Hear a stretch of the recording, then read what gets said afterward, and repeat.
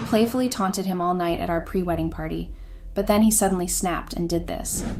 I'm going to call myself Jane for the sake of this story, because honestly, I'm still trying to process everything that's happened, and I don't want my real name out there just yet. I've been working as a wind turbine engineer for about 5 years now. Yeah, it's a mouthful, and no, I don't just stand around in a hard hat all day, although that is part of the job. I actually really love what I do. There's something about harnessing the power of the wind to create energy that just feels right to me. Plus, it pays the bills, and then some. I mean, have you seen the salaries for engineers in the renewable energy sector? It's not bad for a girl who used to tinker with gadgets in her dad's garage. I started out in the field after college, interning with a company that installed turbines all over the country. I worked my way up from there, and now I'm one of the lead engineers on a team that designs and installs turbines for a major energy company. It's a good job, but it's not without its stresses. Long hours, tight deadlines, and the occasional 3 a.m. wake-up call because a turbine is malfunctioning in the middle of nowhere. But hey, it's worth it to know I'm contributing to a cleaner, greener future. I met Elias through mutual friends at a backyard barbecue on a warm summer evening. I'm also going to be using a fake name to hide his identity. I was immediately drawn to his kind eyes and easy smile. We started talking, and I was surprised by how much we had in common. As we talked, I found myself comfortable around him. He was easy to talk to, and he listened in a way that made me feel like I was the only person in the world. I was smitten, but I didn't want to admit it to myself. We exchanged numbers, and he asked me out on a proper date a few days later. Our first date was a bit of a mess, but we still had a great time, and from there, things just clicked. We spent countless nights exploring the city, trying new restaurants, and laughing together. He was someone I cared for so much because he was there when I needed him, or didn't. After a while, I knew I wanted to spend the rest of my life with him. He proposed to me on a beautiful hike, and I said yes without hesitation. We were both so happy, and our friends and family were thrilled for us. Elias was the most trusting and believing person I'd ever met. He always saw the best in me, even when I didn't deserve it. He'd do anything for me, and I mean anything. He'd drop everything to help me, to make me happy. At first it was sweet. He'd surprise me with my favorite coffee in the morning, or show up at my work with a bouquet of flowers. But over time, it started to feel suffocating. He'd do everything for me without even asking. He'd pay my bills, cook my meals, even pick out my clothes. I know it sounds ridiculous, but it was like he thought I couldn't take care of myself. And maybe, in a way, he was right. I'd grown so used to him doing everything that I'd forgotten how to do things on my own. And then there was the way he'd talk about me. He'd go on and on about how amazing I was, how smart and talented and beautiful. It was like he thought I was some kind of goddess or something. At first it was flattering, but after a while it started to feel creepy, like he was putting me on a pedestal or something and I didn't know how to get down. I know I should have said something, should have told him to back off a bit, but I didn't. I just let it all happen, because it was easier that way. We started making wedding plans, and everything seemed perfect.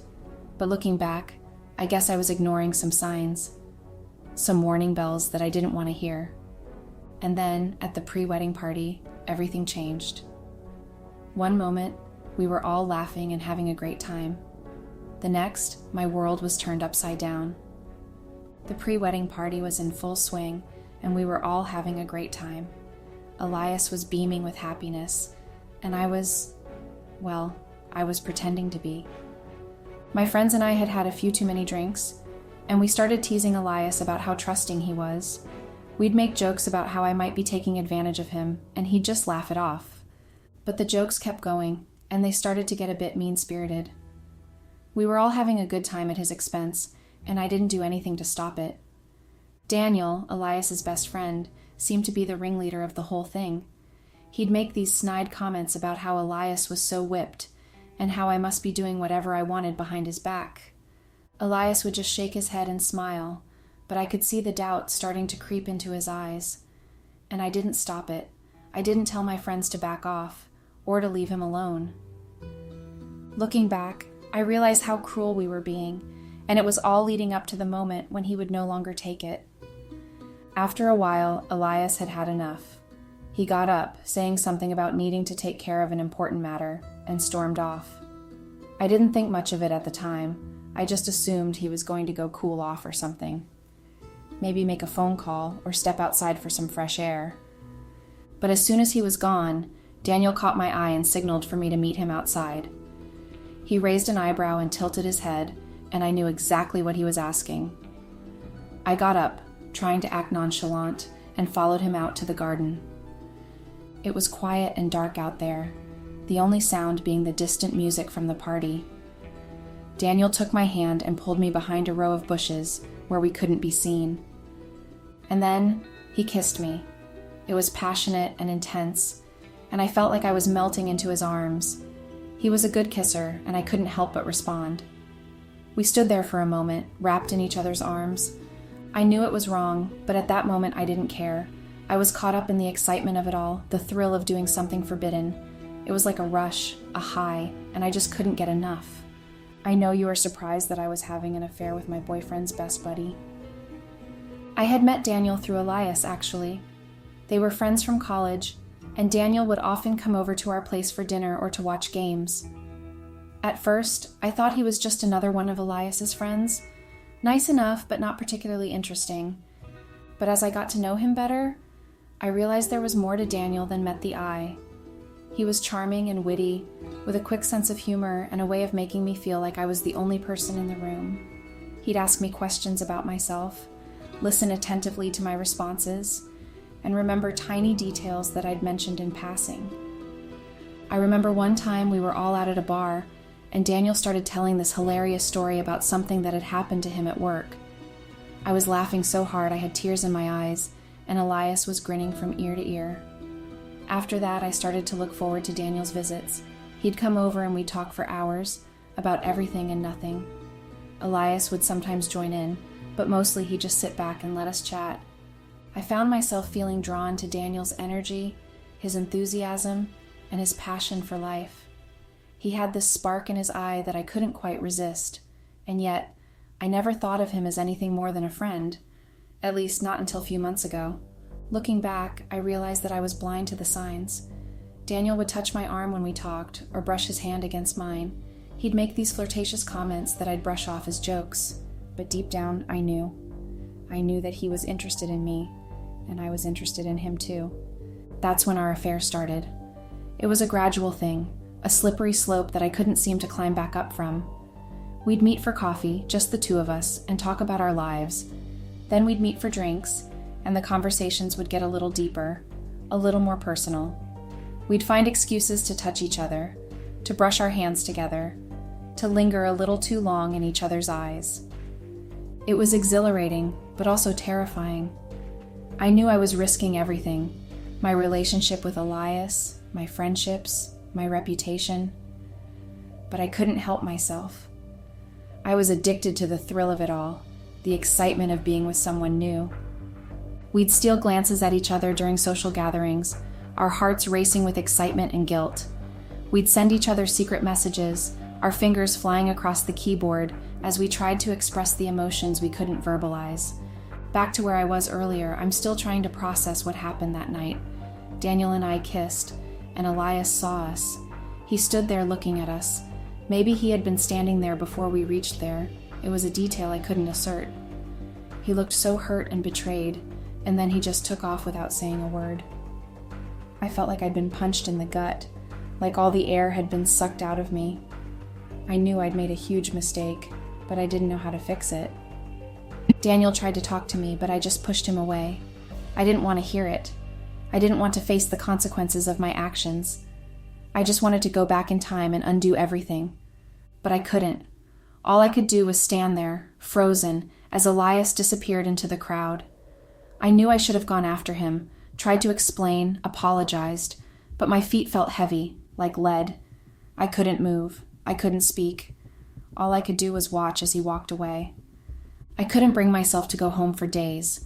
I didn't know how to face Elias, how to explain what had happened, how to apologize for my betrayal. So I stayed away, hiding out in a friend's apartment, feeling miserable and ashamed.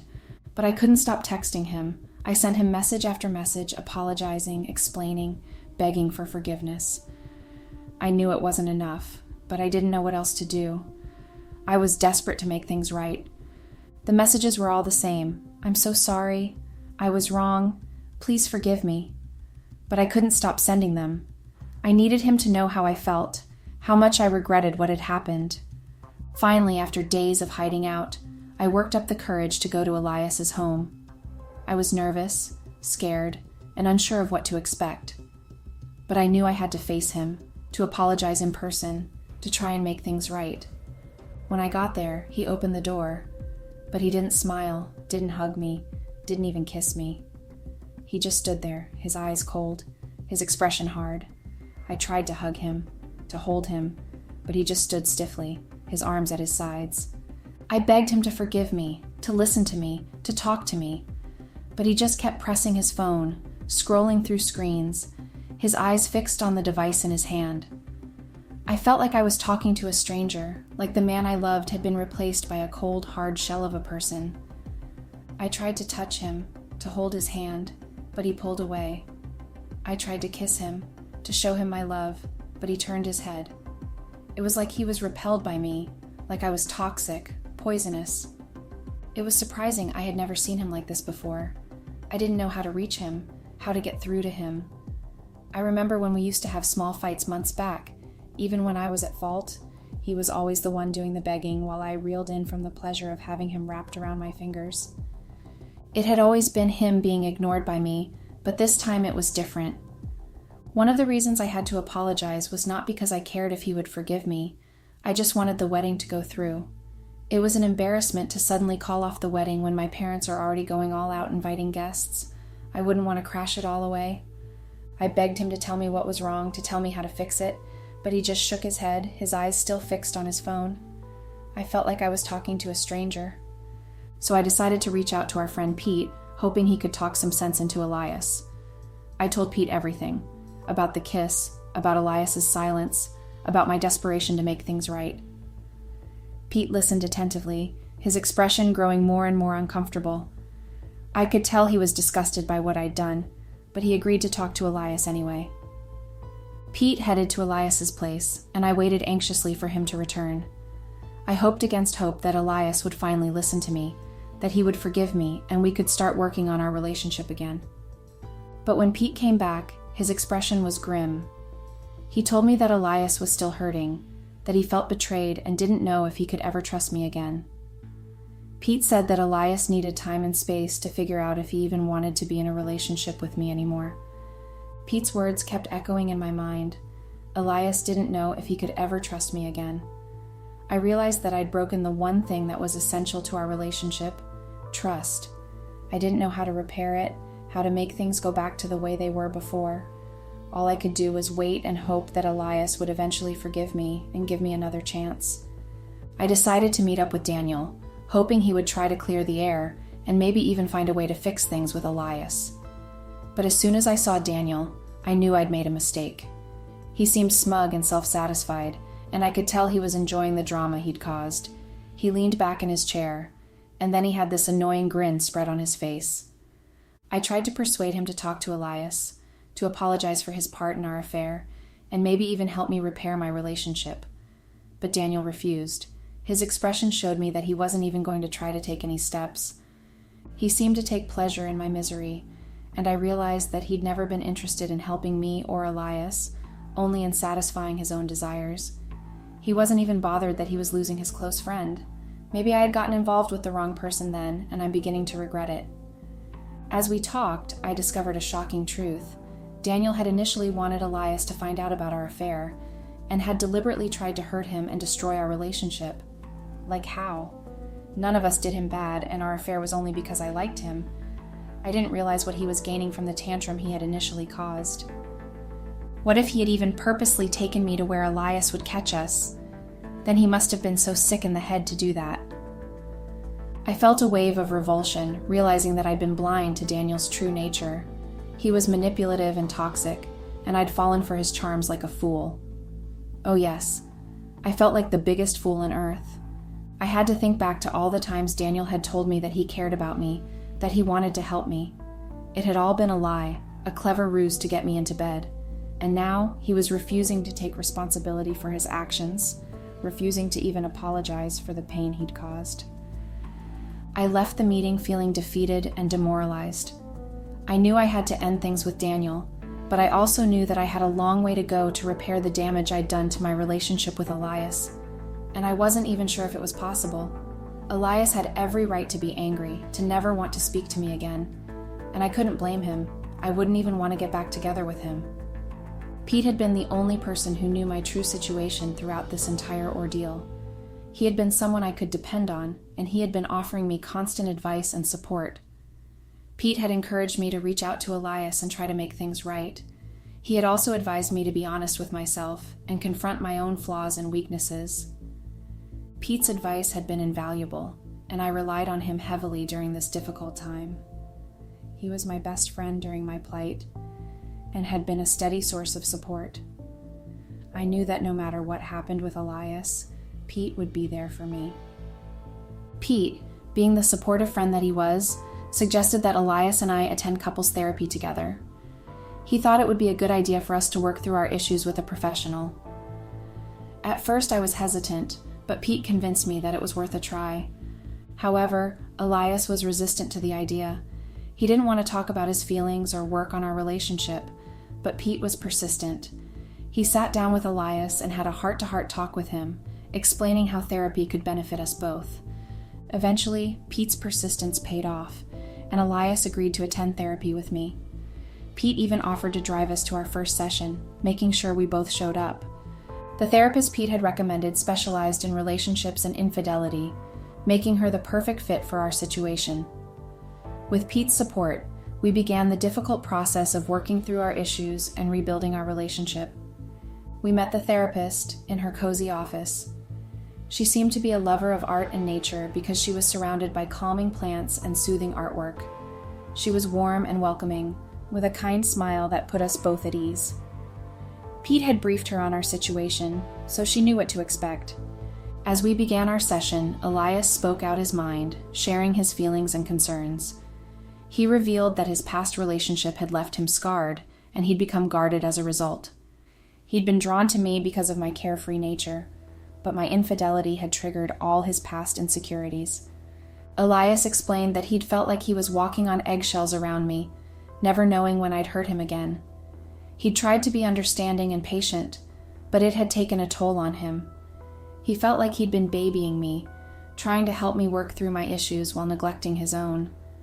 He shared how he'd felt suffocated by my need for constant reassurance, how he'd felt like he was losing himself in the process of trying to fix me. He expressed his frustration and hurt, his feelings of betrayal and anger. The doctor listened attentively, nodding along as Elias spoke. She asked questions, clarifying his feelings and concerns. I listened, and to be all sincere, tears wanted to force themselves out because I realized how much I had hurt him.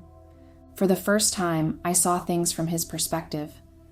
I understood that his behavior hadn't been about controlling me, but about protecting himself from getting hurt again. I saw how my actions had affected him, how I'd broken his trust and shaken his confidence.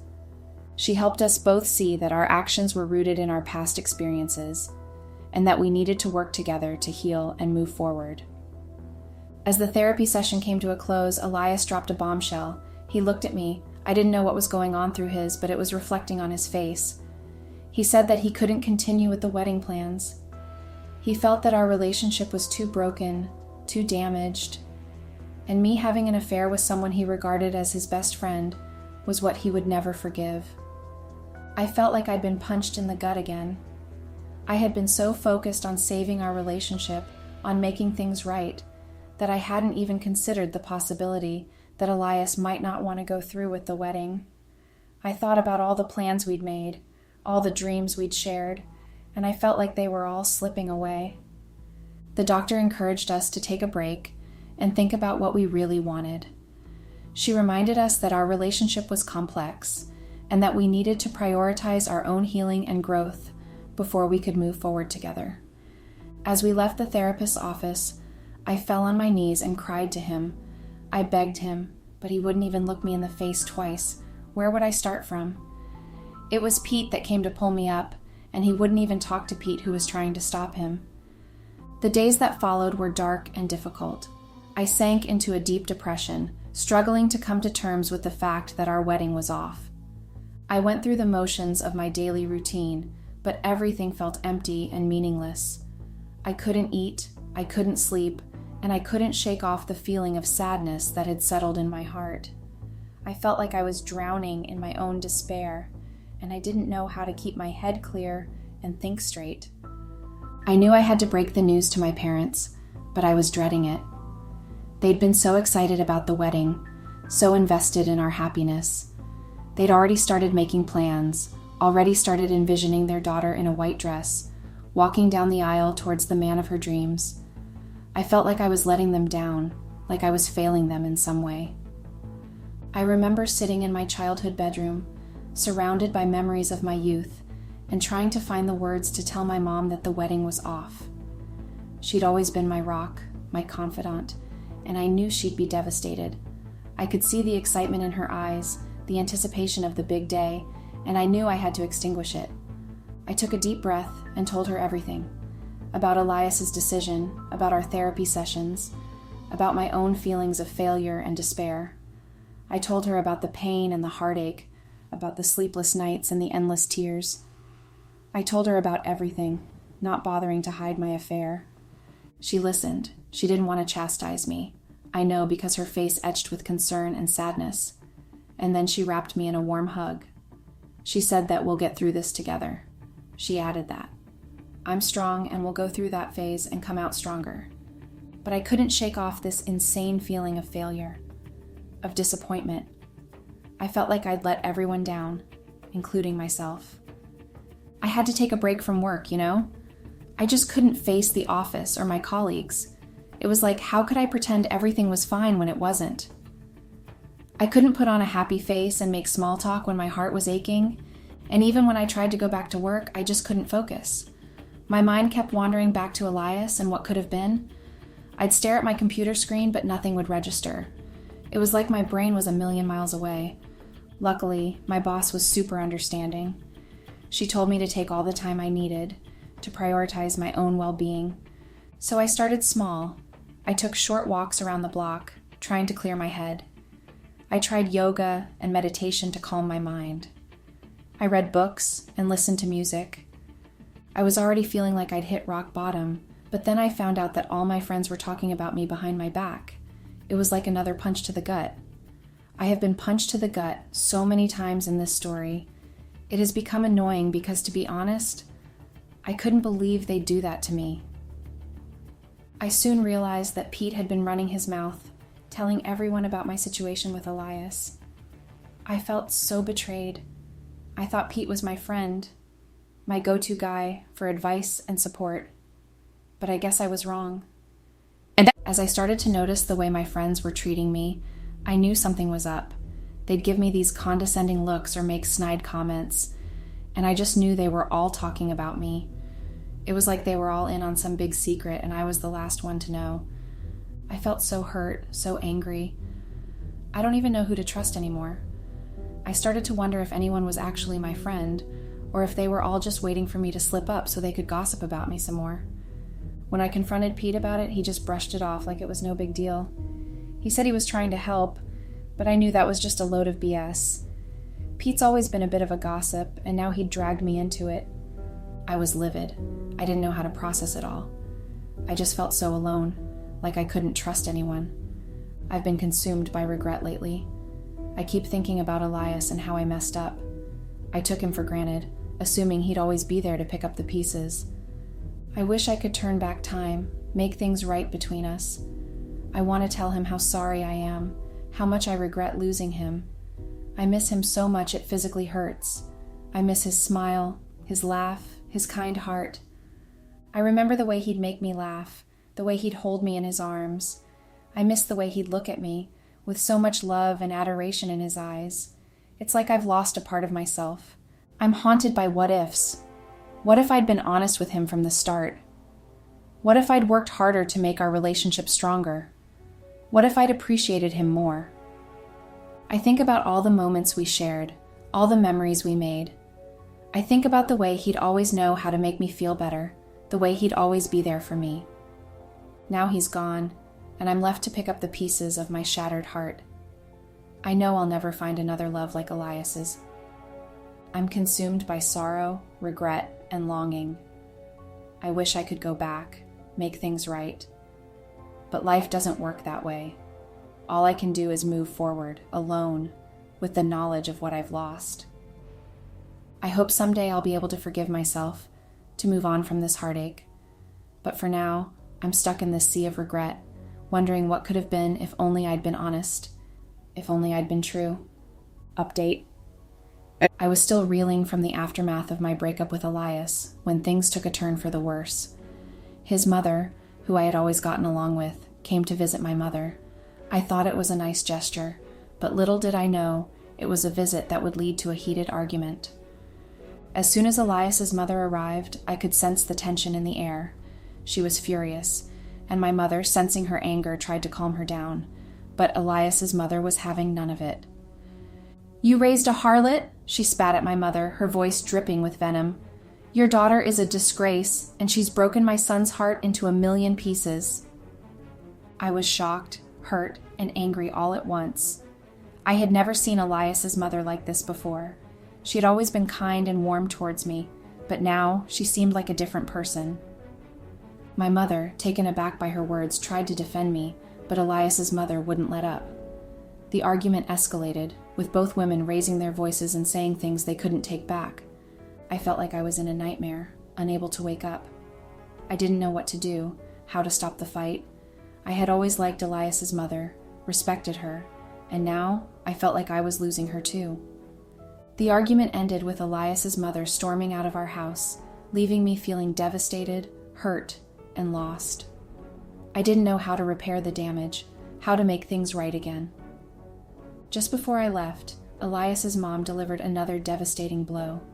She told me that Elias had decided to move away, to start fresh in a new place. My friends, my gut was probably bleeding now, because this was another punch in the gut, and it knocked my breath out of me.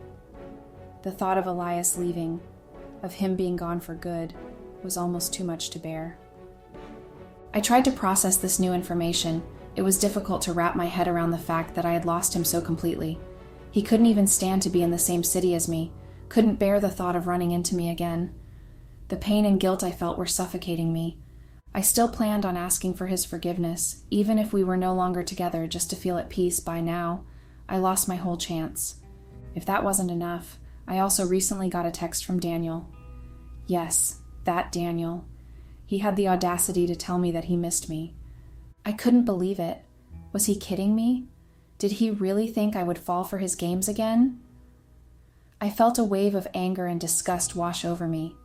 How dare he try to crawl back into my life after everything he had done? Did he think I was just going to forget about the pain he had caused me? I thought about responding, about telling him exactly what I thought of him. But then I realized, why bother? He wasn't worth my time, my energy, my emotions. I didn't even bother responding.